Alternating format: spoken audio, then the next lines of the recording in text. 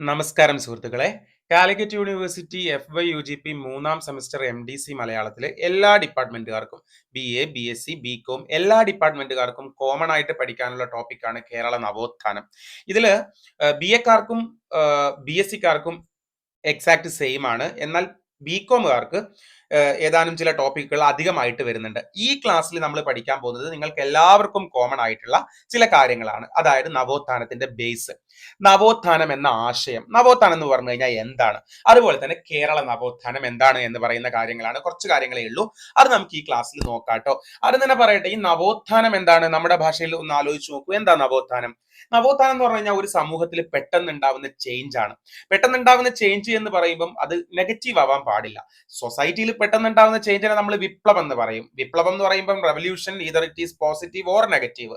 നെഗറ്റീവായ ചേഞ്ചും വരാം, പോസിറ്റീവായ ചേഞ്ചും വരാം. എന്നാൽ നവോത്ഥാനം അത് എപ്പോഴും പോസിറ്റീവ് ആയിരിക്കും. ഓക്കെ, അപ്പൊ ഒരു സമൂഹത്തിൽ പെട്ടെന്ന് ഉണ്ടാവുന്ന പോസിറ്റീവായ ചേഞ്ചിനെയാണ് നമ്മൾ എന്ത് പറയുന്നത്? നവോത്ഥാനം എന്ന് പറയുന്നത്. അപ്പൊ നമുക്ക് പഠിക്കാനുള്ള പാഠഭാഗത്തിലേക്ക് പോകാം. ആദ്യം തന്നെ നവോത്ഥാനം എന്ന ആശയം ലോകചരിത്രം എടുത്ത് പഠിക്കുമ്പോൾ നോക്കാം. ക്രിസ്തുവർഷം 15-16 നൂറ്റാണ്ടുകളിൽ യൂറോപ്പിൽ ഉണ്ടായ സാംസ്കാരിക നവീകരണത്തെ കുറിക്കാനാണ് റിനൈസൻസ് അഥവാ നവോത്ഥാനം എന്ന പദം ഉപയോഗിക്കുന്നത്. എവിടെ? യൂറോപ്പിലുണ്ടായ സാംസ്കാരിക നവീകരണത്തെ. ഓക്കെ, പുനരുജ്ജീവനം എന്നാണ് ആ സന്ദർഭത്തിൽ നവോത്ഥാനം, പുതിയതായ ഒരു ഉത്ഥാനം, പുനരുജ്ജീവനം, പുതുതായ ഒരു ജീവൻ വെക്കുക. അന്ന് അതാണ് നവോത്ഥാനം എന്ന പദത്തിന് അർത്ഥം ആ സന്ദർഭത്തിൽ. അതായത് ശരിക്കും ആ സന്ദർഭത്തിൽ അതിന്റെ അർത്ഥം എന്ന് പറയുമ്പോൾ ശരിക്കും ഓരോ സാഹചര്യത്തിനനുസരിച്ചിട്ട് നവോത്ഥാനത്തിന്റെ അർത്ഥത്തില് ചെറിയ ചെറിയ മാറ്റം വരും കേട്ടോ. ഇപ്പൊ നവോത്ഥാനം, ലോക നവോത്ഥാനം പറയുമ്പം യൂറോപ്പിലൊക്കെ ഉണ്ടായ നവോത്ഥാനത്തിന്റെ അർത്ഥത്തിലല്ല ഇന്ത്യയിലെ ദേശീയ നവോത്ഥാനം പറയാ. ആ അർത്ഥത്തിലല്ല കേരള നവോത്ഥാനം പറയാ. കാരണം ഓരോ കാലഘട്ടത്തിലും ഓരോ നാട്ടിലും ഓരോ പ്രദേശത്തും ഉള്ള പ്രശ്നങ്ങൾ വ്യത്യസ്തമാണ്. ആ പ്രശ്നങ്ങളിൽ നിന്ന് മാറി പുതിയൊരു ലോകത്തെ കെട്ടിപ്പടുക്കലാണ് നവോത്ഥാനം. ഇപ്പൊ ബംഗാളിൽ സതിയും കാര്യങ്ങളൊക്കെയാണ് പ്രശ്നമെങ്കിൽ അതിനെ ഇല്ലാതാക്കലാണ് അവിടുത്തെ നവോത്ഥാനം. കേരളത്തിലാണെങ്കിൽ ജാതിയാണ് പ്രശ്നമെങ്കിൽ ആ ജാതി സിസ്റ്റത്തെ ഇല്ലാതാക്കലാണ് ഇവിടുത്തെ നവോത്ഥാനം. മനസ്സിലായോ? സമൂഹത്തിലുള്ള പ്രശ്നങ്ങളെ മാറ്റി പുതുമയിലേക്ക് വരുത്താണ് ആക്ച്വലി നവോത്ഥാനം എന്ന് പറയുന്നത്. റോമ സാമ്രാജ്യത്തിന്റെ പതനത്തിന്, റോമ സാമ്രാജ്യം ഇല്ലാതായതിനു ശേഷമുള്ള കാലത്തെ അഥവാ മധ്യകാലഘട്ടത്തെ എന്ന് വെച്ചാൽ 5-ാം നൂറ്റാണ്ട് മുതൽ 15-ാം നൂറ്റാണ്ട് വരെയുള്ള ആ ഒരു 10 നൂറ്റാണ്ട് കാലഘട്ടം യൂറോപ്യൻ ചരിത്രകാരന്മാർ പൊതുവെ ഇരുണ്ട കാലം എന്നാണ് അതിനെ വിശേഷിപ്പിക്കുന്നത്. മധ്യകാലഘട്ടത്തിൽ നിന്ന് ആധുനികതയിലേക്കുള്ള വികാസത്തിന്റെ ആരംഭം കുറിച്ചത് നവോത്ഥാനമാണ്. അപ്പൊ ആ ഒരു കാലഘട്ടത്തിൽ നിന്ന്, ആ ഒരു പ്രശ്നമുള്ള കാലഘട്ടത്തിൽ നിന്ന് പുതുമയിലേക്ക്, ആധുനികതയിലേക്ക്, മോഡേണിറ്റിയിലേക്കുള്ള തുടക്കം എന്താണ് കുറിച്ചത്? നവോത്ഥാന കാലഘട്ടമാണ്, അല്ലെങ്കിൽ നവോത്ഥാനമാണ്. ഇരുണ്ട കാലം എന്ന പ്രയോഗം യൂറോപ്പിൽ ക്രിസ്തുമത പ്രഭവത്തിനേറ്റ മങ്ങലിനെയാണ് വിവക്ഷിക്കുന്നതെന്ന് വിശ്വസിക്കുന്നവരുണ്ട്. ബൈസാന്റിയൻ ഭരണത്തിന് കീഴിലായിരുന്ന വടക്കൻ ആഫ്രിക്കയും മിഡിൽ ഈസ്റ്റും ഖലീഫ ഭരണത്തിലേക്ക് മാറുന്നു. ഇസ്ലാം സ്വാധീനം കരുത്താർജിച്ചത് ഉൾക്കൊള്ളാൻ കഴിയാത്തവരാണ് ഇരുണ്ട യുഗം എന്ന് അതിനെ വിശേഷിപ്പിച്ചത് എന്നാണ് അവരുടെ വാദം. മനസ്സിലായോ? അതുകൊണ്ടാണ് ആ ഇസ്ലാം സ്വാധീനം വന്നത്, പിന്നെ ഇഷ്ടപ്പെടാത്ത ആളുകളാണ് അതിനെ ഇരുണ്ട യുഗം എന്ന് വിശേഷിപ്പിച്ചതെന്നൊക്കെ പറയുന്നു. മധ്യകാലഘട്ടത്തിന്റെ സാംസ്കാരിക മന്ദതയെ മറികടക്കാൻ പ്രാചീന കാലഘട്ടത്തിലെ ഗ്രീക്ക്, റോമൻ, ക്ലാസിക്കൽ ആശയങ്ങളെയും നേട്ടങ്ങളെയും പുനരുജ്ജീവിപ്പിക്കാനുള്ള ശ്രമങ്ങൾ നവോത്ഥാനത്തിന്റെ ഭാഗമായിട്ട് നടന്നു. എങ്ങനെയൊക്കെയാണ് ശ്രമങ്ങൾ നടന്നിട്ടുണ്ടാവുക? കല, സാഹിത്യം, തത്വചിന്ത, ഫിലോസഫി, ശാസ്ത്രം, രാഷ്ട്രീയം തുടങ്ങി മിക്കവാറും എല്ലാ മേഖലകളിലും വലിയ സാമൂഹിക മാറ്റങ്ങൾ ഉണ്ടായി, ചേഞ്ച് ഉണ്ടായി. സമൂഹത്തെ സ്പർശിക്കുന്ന എല്ലാ മേഖലയിലും ചേഞ്ചസ് ഉണ്ടായി എന്നുള്ളതാണ്. ഫ്ലോറൻസ് റിപ്പബ്ലിക്കിൽ ആരംഭിച്ച് പിന്നീട് ഇറ്റലിയുടെ മറ്റ് ഭാഗങ്ങളിലേക്കും തുടർന്ന് മുഴുവൻ യൂറോപ്പിലേക്കും നവോത്ഥാനം വ്യാപിച്ചു. അപ്പൊ ലോക നവോത്ഥാനം പറയുമ്പം ഫ്ലോറൻസ് റിപ്പബ്ലിക്കിൽ ആരംഭിക്കുന്നു, പിന്നീട് ഇറ്റലിയുടെ മറ്റ് ഭാഗങ്ങളിലേക്ക് പടരുന്നു, തുടർന്ന് മുഴുവൻ യൂറോപ്പിലേക്കും നവോത്ഥാനം വ്യാപിക്കുന്നു. ലാറ്റിനിൽ നാസി എന്നതിന് ബി ബോൺ എന്നാണ് അർത്ഥം. ഇതിൽ നിന്ന് നസെൻഷ്യ എന്ന പദവും നസെൻഷ്യയിൽ നിന്ന് നെയ്സൻസ് എന്ന ഫ്രഞ്ച് പദവും ഉണ്ടായി. അങ്ങനെയാണ് റിനൈസൻസ് വരുന്നതെന്നാണ് പറഞ്ഞു വരുന്നത്. കം എഗെയിൻ, വീണ്ടും വരിക എന്ന അർത്ഥമുള്ള ഇതിന് മുന്നിൽ ചേർത്താണ് റിനൈസൻസ് അഥവാ നവോത്ഥാനം എന്ന വാക്ക് രൂപപ്പെടുത്തുന്നത്. സമകാല ജീവിതത്തിന്റെ, ഞാൻ നേരത്തെ പറഞ്ഞ കാര്യം കുറച്ചുകൂടി നല്ല ഭാഷയിൽ പറയാണ്, സമകാല ജീവിതത്തിന്റെ, നമ്മൾ ജീവിക്കുന്ന ഈ കാലഘട്ടത്തിന്റെ ഗുണപരമല്ലാത്ത വശങ്ങളെ, മോശം വശങ്ങളെ മറികടക്കാൻ പൂർവികരുടെ വീക്ഷണങ്ങളിൽ നിന്നും നേട്ടങ്ങളിൽ നിന്നും പ്രചോദനം ഉൾക്കൊള്ളുന്ന പ്രവണതയെ ആ വാക്ക് പ്രതിഫലിപ്പിക്കുന്നു. നവോത്ഥാനം, നവ ഉത്ഥാനം, പുതുതായിട്ടുള്ള ആ ഒരു പുനരുജ്ജീവനം. ശരിക്കും നവോത്ഥാനം എന്താണെന്ന് മനസ്സിലായോ? റിനൈസൻസ്, സമകാല ഓരോരുത്തരും ജീവിക്കുന്ന ആ കാലഘട്ടത്തിന്റെ ഗുണപരമല്ലാത്ത വശങ്ങളെ ഓവർകം ചെയ്യാൻ, മറികടക്കാൻ പൂർവികരുടെ വീക്ഷണങ്ങളിൽ നിന്നും നേട്ടങ്ങളിൽ നിന്നും പ്രചോദനം ഉൾക്കൊള്ളുന്ന പ്രവണതയാണ് എന്താ ആ വാക്ക് പ്രതിഫലിപ്പിക്കുന്നത്.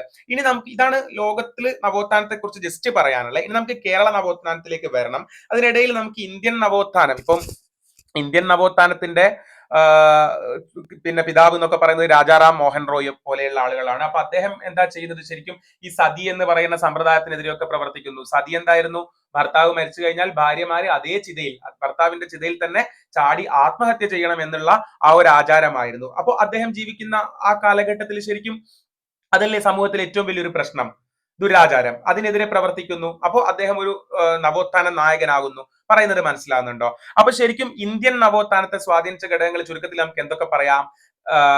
നവോത്ഥാനം നിലവിലുള്ള ചിന്താരീതികളെ ചോദ്യം ചെയ്യുകയും പുതിയതും പുരോഗമനപരവുമായ ആശയങ്ങൾക്ക് പ്രാധാന്യം നൽകുകയും ചെയ്യുന്നു എന്ന് പറയുമ്പോൾ, ഇന്ത്യൻ നവോത്ഥാനം പറയുമ്പോൾ മെയിൻലി ബംഗാളിലൊക്കെ അവിടെയൊക്കെ ഉണ്ടായിരുന്ന പ്രശ്നങ്ങൾക്കെതിരെ സംഘടനകൾ വരുന്നു, ആളുകൾ പ്രവർത്തിക്കുന്നു. അതൊക്കെയാണ് നമ്മൾ ഇന്ത്യൻ നവോത്ഥാനം പറയുമ്പോൾ പറയാം. സമൂഹത്തിന്റെ ഘടനയിലും മൂല്യങ്ങളിലും കാര്യമായ മാറ്റങ്ങൾ വരുത്തുന്ന സാമൂഹിക മുന്നേറ്റമാണ് ശരിക്കും നവോത്ഥാനം. നവോത്ഥാനം വന്നു കഴിയുമ്പോഴത്തേക്ക് എന്ത് ചെയ്യും, അതുവരെയുള്ള പ്രശ്നങ്ങളിൽ നിന്നൊക്കെ ഒരു മുന്നേറ്റം വരും. അറിവ് നേടുകയും പ്രചരിപ്പിക്കുകയും ചെയ്യുന്നത് നവോത്ഥാനത്തിന്റെ മുഖ്യ ലക്ഷ്യങ്ങളിൽ ഒന്നാണ്. ഇപ്പോ ഇന്ത്യൻ നവോത്ഥാനം നമ്മൾ പറയുമ്പം ശരിക്കും രാജാറാം മോഹൻ റോയിൽ തുടങ്ങിയിട്ട് ഒരുപാട് പേരിലൂടെ സ്വാമി വിവേകാനന്ദൻ, രവീന്ദ്രനാഥ് ടാഗോർ, ദയാനന്ദ സരസ്വതി, ജ്യോതിബ ഭൂലെ, സാവിത്രി ഭൂലെ, അങ്ങനെ അങ്ങനെ അങ്ങനെ പോകും കേട്ടോ. കേരളത്തിലേക്ക് ഞാൻ വരാം. അപ്പൊ ശരിക്കും ഇന്ത്യൻ നവോത്ഥാനം നമുക്ക് അങ്ങനെ പറയാനില്ല. ലോക നവോത്ഥാനത്തെ കുറിച്ച് പറഞ്ഞതിന് ശേഷം പിന്നെ നമുക്ക് കേരള നവോത്ഥാനാണ് സിലബസ് പറയുന്നത്. എനിവേ, ഞാൻ ഇത്രയും പറഞ്ഞതിൽ നിന്ന് നവോത്ഥാനം മനസ്സിലായില്ലേ? സമൂഹത്തിലുള്ള അതുവരെയുള്ള പ്രശ്നങ്ങൾ പരിഹരിച്ചുകൊണ്ട് സമൂലമായ മാറ്റങ്ങൾ വരുത്തിക്കൊണ്ട് നല്ല രീതിയിലേക്ക് സമൂഹത്തെ എത്തിക്കുക. ഇതിനെയാണ് നമ്മൾ നവോത്ഥാനം എന്ന് പറയുന്നത്. ഇതിനുവേണ്ടി പ്രവർത്തിച്ചവരാണ് നവോത്ഥാന നായകര്. അപ്പൊ കേരള നവോത്ഥാനത്തിലേക്ക് വരാം. കേരളത്തിൽ എന്തൊക്കെയായിരുന്നു പ്രശ്നം? 19ാം നൂറ്റാണ്ടിന്റെ അവസാനത്തിൽ, 19ാം നൂറ്റാണ്ടിന്റെ അവസാനം എന്ന് പറയുമ്പോൾ ഒരു 1800 ലാസ്റ്റ്, 1880, 90 ആ കാലഘട്ടം. 19ാം നൂറ്റാണ്ടിന്റെ അവസാനത്തിലും 20ാം നൂറ്റാണ്ടിന്റെ ആദ്യ പകുതിയിൽ, 20ാം നൂറ്റാണ്ടിന്റെ ആദ്യ പകുതി എന്ന് പറയുമ്പോൾ 1910, 1900 ആദ്യ പകുതി, 1950 വരെ. ഓക്കെ, കേരളത്തിൽ നടന്ന സാമൂഹിക സാംസ്കാരിക മുന്നേറ്റമാണിത്. അപ്പൊ കേരള നവോത്ഥാനം എന്ന് പറഞ്ഞു കഴിഞ്ഞാൽ എന്താണ്? ഈ 1800 ലാസ്റ്റിൽ തുടങ്ങി ഒരു 1950 വരെ കേരള സമൂഹത്തിൽ വന്ന മാറ്റം. ആ കാലഘട്ടത്തിൽ കേരളത്തിന്റെ മെയിൻ പ്രശ്നം ജാതി തന്നെയായിരുന്നു. അപ്പൊ അതിനെതിരെയൊക്കെ വന്ന മുന്നേറ്റങ്ങളാണ് ഇവിടുത്തെ നവോത്ഥാനം. മനസ്സിലായല്ലോ? നവോത്ഥാനം എന്ന് പറഞ്ഞു കഴിഞ്ഞാൽ ജാതിക്കെതിരെ എന്നുള്ള ഒറ്റ അർത്ഥമല്ല, സമൂഹത്തിലെ പ്രശ്നങ്ങൾ മാറ്റിയിട്ട് പുതിയ രീതിയിലേക്ക് മുന്നോട്ടേക്ക് വരിക. കേരള നവോത്ഥാനം വരുമ്പോൾ മെയിൻലി ഇവിടുത്തെ ഇഷ്യൂ എന്ത് തന്നെയായിരുന്നു? ജാതി തന്നെ ആയിരുന്നു കേട്ടോ. കേരള നവോത്ഥാനം ലക്ഷ്യമിട്ടത് നിലനിന്നിരുന്ന സാമൂഹിക അസമത്വങ്ങളെയും അനാചാരങ്ങളെയും ചോദ്യം ചെയ്യുകയും ഇല്ലാതാക്കുകയും ചെയ്യുക എന്നതായിരുന്നു. ഓഫ് കോഴ്സ് അന്നത്തെ കേരളത്തിൽ അയിത്തം എന്ന് പറഞ്ഞാൽ അശുദ്ധി, ഈ താഴ്ന്ന ജാതിക്കാർക്ക് മേൽജാതിക്കാർ നടക്കുന്ന വഴിയിലൂടെ നടന്നുകൂടാ, പിന്നെ അവരുടെ നോട്ടം എത്തുന്ന ദൂരത്ത് പോലും നിന്നുകൂടാ, അങ്ങനെയൊക്കെ ആയി കഴിഞ്ഞു കഴിഞ്ഞാൽ ഇപ്പൊ ഒരേ കുളത്തിൽ കുളിക്കാൻ പറ്റില്ല, ഒന്നിച്ച് ഭക്ഷണം കഴിക്കാൻ പറ്റില്ല, അങ്ങനെയൊക്കെ ആയാൽ ഈ മേൽജാതിക്കാരെ അയിത്തമാവും പോലും, അശുദ്ധമാവും പോലും. അതൊക്കെയായിരുന്നു അന്നത്തെ ഇവിടുത്തെ പ്രശ്നം. അന്നത്തെ എന്ന് പറയുമ്പോൾ നിങ്ങൾ ആലോചിച്ച് നോക്കണം, ഒരു 1900 എന്ന് പറയുമ്പോൾ അത് കഴിഞ്ഞിട്ട് ഒരു 100-125 വർഷമേ നമുക്ക് ആവുന്നുള്ളൂ. അപ്പം ഒരുപാട് ദൂരെയൊന്നുമല്ല. അപ്പൊ അത് പറയുമ്പോൾ ഒരു 100-125 വർഷത്തിന് മുമ്പേ കേരളം ഇങ്ങനെയായിരുന്നു. തൊട്ടുകൂടാ, തീണ്ടിക്കൂടാ, അടുത്തുകൂടാ, മിണ്ടിക്കൂടാ, ഒരേ കുളത്തിൽ കുളിച്ചുകൂടാ എന്നൊക്കെയുള്ള പ്രശ്നമായിരുന്നു 100-125 വർഷം മുമ്പിട്ട് നമ്മുടെ കേരളം എന്ന് പറയുമ്പോൾ. ഇപ്പൊ നമ്മൾ ഒരുപാട് മുന്നോട്ട് പോയില്ലേ? അതാണ് ഇവിടുത്തെ നവോത്ഥാനം, അതാണ് ഇവിടെ വർക്ക് ചെയ്ത നവോത്ഥാനം. മനസ്സിലായോ? അപ്പം അന്നത്തെ കേരളത്തിൽ അയിത്തം, തൊട്ടുകൂടായ്മ തുടങ്ങിയ ജാതീയമായ വേർതിരിവുകൾ ശക്തമായിരുന്നു. വ്യത്യസ്ത ജാതിക്കാർ നിശ്ചിത അകലം പാലിച്ച് മാത്രമാണ് ഇടപെട്ടത്. കണ്ടോ? പരസ്പരം തൊടാനോ അടുത്ത് സംസാരിക്കാനോ ഒന്നും പറ്റില്ല. തീണ്ടൽ എന്നാണ് ഇത് അറിയപ്പെട്ടത്. അതായത് ഇത്ര ദൂരത്തിൽ നിന്നുകൊണ്ടേ ഇന്നേ ജാതിക്കാർ സംസാരിക്കാവൂ. തീണ്ടൽ. പരസ്പരം സൂക്ഷിക്കേണ്ട അകലത്തെ തീണ്ടാപ്പാട് എന്ന് വിളിക്കുന്നു. മേൽജാതിക്കാർ പോകുന്നുണ്ടെങ്കിൽ അവരിൽ നിന്ന് ഇത്ര ദൂരത്തായിരിക്കണം ഈ ജാതിക്കാര്. ആ അകലം ഉണ്ടല്ലോ, അതിനെയാണ് തീണ്ടാപ്പാട് എന്ന് പറയുക. വഴി നടക്കാനുള്ള അവകാശം, വസ്ത്രധാരണം. നോക്കണേ, ഇവിടെ വഴി നടക്കാനുള്ള അവകാശം കേരളത്തിൽ എല്ലാവർക്കും ഉണ്ടായിരുന്നില്ല. താഴ്ന്ന ജാതിക്കാര് മേൽജാതിക്കാർക്ക് നടക്കുന്ന വഴിയിലൂടെ നടക്കാൻ പാടില്ലായിരുന്നു. വസ്ത്രധാരണം, ഈ താഴ്ന്ന ജാതിക്കാര് ഈ രീതിയിൽ വസ്ത്രം ധരിച്ചാൽ മതി എന്നൊക്കെയായിരുന്നു. ഇപ്പോ എന്താണ്, മേൽമുണ്ട് മാറ് മറക്കാൻ പോലും താഴ്ന്ന ജാതിക്കാർക്ക് അവകാശം ഉണ്ടായിരുന്നില്ല. അതൊക്കെ സമരം ചെയ്ത് നേടിയെടുത്താണ്. വിദ്യാഭ്യാസം നേടാൻ താഴ്ന്ന ജാതിക്കാർക്ക് അവകാശം ഉണ്ടായിരുന്നില്ല. അവർക്ക് സ്കൂളിൽ അഡ്മിഷൻ കൊടുക്കൂലായിരുന്നു. ഏതെങ്കിലും ഒരു കുട്ടിയെ സ്കൂളിൽ അഡ്മിറ്റ് ചെയ്ത് കഴിഞ്ഞാൽ, അഡ്മിഷൻ കൊടുത്തു കഴിഞ്ഞാൽ ആ സ്കൂൾ തന്നെ മേൽജാതിക്കാര് കത്തിച്ചു കളയുന്ന ഒരു അവസ്ഥ ഇവിടെ ഉണ്ടായിരുന്നു. ദെൻ വീട് നിർമ്മാണം, ക്ഷേത്ര പ്രവേശനം, എല്ലാ അമ്പലത്തിലും എല്ലാവർക്കും കയറാൻ പറ്റില്ലായിരുന്നു അന്ന്. തുടങ്ങി മിക്ക കാര്യങ്ങളിലും ജാതി വിവേചനം ഉണ്ടായിരുന്നു. അന്നത്തെ ജാതി ശ്രേണിയിൽ ഏറ്റവും പിന്നോക്കമായവർക്ക് പൊതുവഴിയിലൂടെ സഞ്ചരിക്കാൻ വിലക്കുണ്ടായിരുന്നു. അന്നത്തെ ജാതി വ്യവസ്ഥയിൽ ഏറ്റവും താഴ്ന്ന ജാതി എന്ന് പറയുന്ന ആളുകൾക്ക് പൊതുവഴിയിലൂടെ നടക്കാൻ പോലും പറ്റില്ലായിരുന്നു. അവർക്ക് നല്ല വസ്ത്രങ്ങളും ആഭരണങ്ങളും നിഷേധിക്കപ്പെട്ടു. അയ്യങ്കാളിയുമായി ബന്ധപ്പെട്ട കല്ലുമാല സമരമൊക്കെ നിങ്ങൾ ആലോചിക്കുക. താഴ്ന്ന ജാതിക്കാർ ഇന്നേ ആഭരണമേ ധരിക്കാവൂ എന്ന് പറഞ്ഞു. അപ്പൊ അതിനെയൊക്കെ അറുത്തെറിയുന്ന സമരമൊക്കെ ഇവിടെ നടന്നിട്ടുണ്ടായിരുന്നു. കീഴാള സ്ത്രീകൾക്ക് മാറ് മറക്കാൻ പോലും അനുമതി ഉണ്ടായിരുന്നില്ല. മേൽമുണ്ട് മാറ് മറക്കാൻ പറ്റാത്ത അവസ്ഥ. അക്ഷരാഭ്യാസം അനുവദനീയമായിരുന്നില്ല. അവർ പഠിക്കാൻ പാടില്ല അത്രേ. ഈ വിലക്കുകൾ ലംഘിച്ചാൽ കടുത്ത ശിക്ഷ ലഭിക്കുമായിരുന്നു. അപ്പൊ അന്ന് ജീവിച്ച ഇവിടുത്തെ താഴ്ന്ന ജാതിക്കാരന്റെ അവസ്ഥ ഒന്ന് ആലോചിച്ച് നോക്കൂ. സ്കൂളിൽ പോയിട്ട് പഠിക്കാൻ പറ്റില്ല, നല്ല വസ്ത്രം ധരിക്കാൻ പറ്റില്ല, നല്ല ആഭരണം ഇടാൻ പറ്റില്ല, പൊതുവഴി കൂടി നടക്കാൻ പറ്റില്ല. അവരൊക്കെ വെറും പാടത്ത് പണിയെടുക്കുന്നവരെ ആയിട്ട് മാത്രം ജീവിച്ചു പോയിട്ടുണ്ട് നമ്മുടെ പൂർവികരെന്ന് മനസ്സിലാക്കുക കേട്ടോ. അപ്പോ ഈ വിലക്കുകൾ ലംഘിച്ചാൽ കടുത്ത ശിക്ഷ ലഭിക്കുമായിരുന്നു. തൊട്ടുകൂടാത്തവർ തീണ്ടിക്കൂടാത്തവർ ദൃഷ്ടിയിൽപ്പെട്ടാലും ദോഷമുള്ളോർ കെട്ടില്ലാത്തോർ തമ്മിൽ ഉണ്ണാത്തോരിങ്ങനെ ഒട്ടല്ലഹോ ജാതി കോമരങ്ങൾ എന്ന് കുമാരനാശാൻ ഈ സാമൂഹ്യ അവസ്ഥയെ ആവിഷ്കരിക്കുന്നുണ്ട്. കുമാരനാശാൻ എന്ന് പറയുന്ന കവി ഈ അവസ്ഥയെ എങ്ങനെയാണ് ആവിഷ്കരിച്ചിരിക്കുന്നത്? നമ്മുടെ നാട്ടില് തൊട്ടുകൂടാത്തോര്, തീണ്ടിക്കൂടാത്തോര്, ദൃഷ്ടിയിൽപ്പെട്ടാൽ പോലും ദോഷമുള്ളവര്, മുന്നിൽ പോയി നിൽക്കാൻ പോലും പാടില്ല അത്രേ.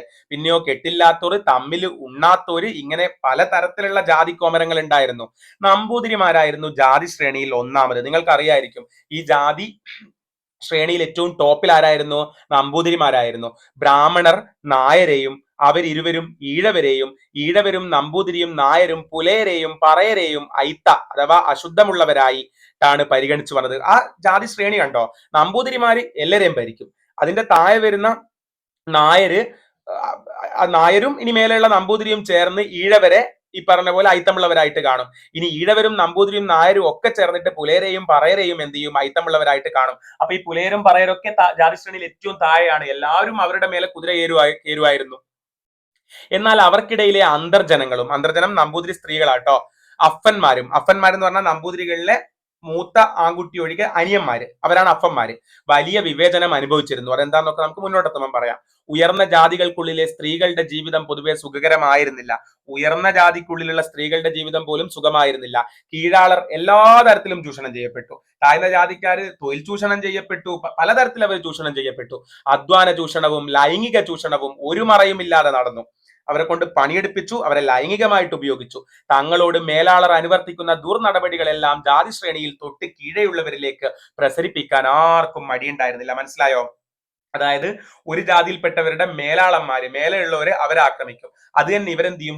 അത് അവരുടെ താഴെയുള്ളവർക്ക് കൊടുക്കും. ഒരുതരം റാഗിങ് സൈക്കോളജി. സീനിയേഴ്സ് ജൂനിയേഴ്സിനെ ആക്രമിക്കുമ്പം അടുത്ത വരുന്ന ജൂനിയേഴ്സിനോടാണ് ഇവർ പകരം വീട്ടുന്നത്. ഇതേ പരിപാടി. മേൽജാതിക്കാര് കീഴ്ജാതിക്കാരെ ആക്രമിക്കുമ്പം അതിനും കീഴ്ജാതിക്കാരെ എന്ത് ചെയ്യും? ഇവരെ ആക്രമിക്കും. അങ്ങനെ പോയി കാര്യങ്ങൾ. ഇതിനെതിരെ 19-ാം നൂറ്റാണ്ടിൽ വിവിധ സമുദായങ്ങളിൽ നിന്ന് ഉയർന്നു വന്ന പ്രതിഷേധങ്ങളാണ് ഇന്നത്തെ കേരളം സാധ്യമാക്കിയത്. നമ്മളെല്ലാവരും ഒന്നിച്ചിരിക്കുന്ന, ഒന്നിച്ചുണ്ണുന്ന, ഒന്നിച്ചുറങ്ങുന്ന ഈ കേരളം സാധ്യമാക്കിയത് ഇപ്പറഞ്ഞ പ്രശ്നങ്ങൾക്കെതിരെ ഉണ്ടായ സമരങ്ങളാണ്. ജാതി മത വിവേചനത്തിനെതിരായ തദ്ദേശീയമായ നിരവധി ചിന്താധാരകൾ നേരത്തെ തന്നെ ഇവിടെ ഉണ്ടായിരുന്നെങ്കിലും അത് സാമൂഹ്യ മാറ്റത്തിന് ഉതകുന്നത്ര പ്രബലമായിരുന്നില്ല. അതായത് ഈ പ്രശ്നങ്ങൾ ഉള്ള കാലത്ത് തന്നെ എല്ലാവരും ഈക്വൽ ആണെന്നുള്ള ചിന്താഗതികൾ ഉണ്ടായിരുന്നു. പക്ഷെ അത് സമൂഹത്തിൽ മാറ്റം വരുത്താനുള്ള ഒരു ശക്തി അതിനുണ്ടായിരുന്നില്ല. കൊളോണിയൽ ഭരണവും അതുവഴി സാധ്യമായ ഇംഗ്ലീഷ് വിദ്യാഭ്യാസവും സ്വാതന്ത്ര്യത്തെക്കുറിച്ചുള്ള പുതിയ കാഴ്ചപ്പാടുകൾക്ക് വിത്തിട്ടു. ഇവിടെ മറ്റു പല ദേശക്കാരും വന്ന് ഭരിച്ചപ്പോൾ അവർ ഇംഗ്ലീഷ് വിദ്യാഭ്യാസം പ്രോത്സാഹിപ്പിച്ചപ്പോൾ സ്വാതന്ത്ര്യത്തെക്കുറിച്ച് നമ്മൾ ചിന്തിക്കാൻ തുടങ്ങി.